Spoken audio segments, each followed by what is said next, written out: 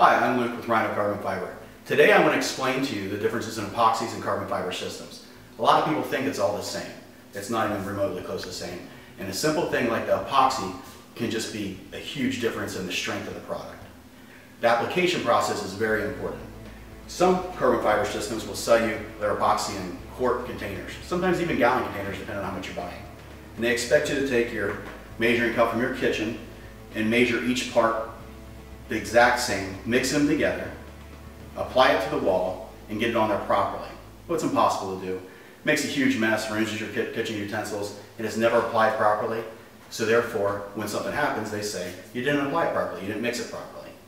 If you see these, run, because you're going to ruin everything you touch with them or anything you're around.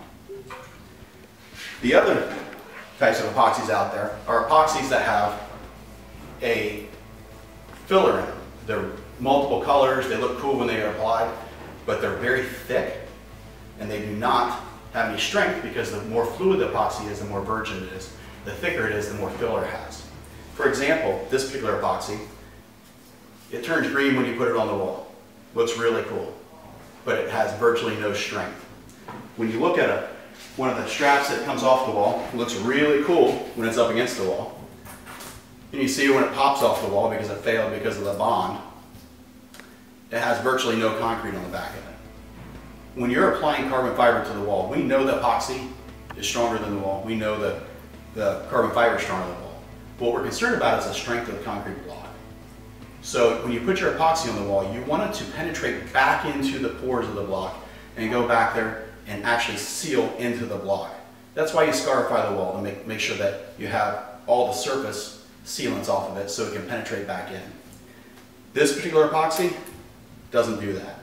The Rhino carbon fiber epoxy, if we did the same thing and took a strap off the wall, you'd have literally a quarter to 3/4 of an inch of concrete on the back of the strap. It rips the block in half, which makes it the strongest system today. Let's talk about the application process. I'm not even going to open these and try to measure and put them together, even with cardboard and everything down on the table. I'm not making a mess here. If you, the homeowner, see your contractor pulling out this type of stuff to install your carbon fiber, you should run because it's never going to be installed properly. The other type of applications, you take a big pneumatic, very expensive gun like this. You have to take your air compressor to the house and to the basement. You have to get this all hooked up. You can see it's real easy to do. It makes a nice mess. Nothing better than having epoxy all over because the gun is so difficult to work with. You can see how thick it is. It just runs and thick, and there's absolutely no way to mix that together properly. And if you did, all it's going to do is make a big, huge mess. And it's never going to penetrate back into the wall. Let's just put this away. Again, if you're the homeowner and you see people working with this stuff, you can be assured that it's never going to penetrate back in the block properly. Let me show you a properly designed cartridge form of epoxy. You can see here, we have 2 even parts.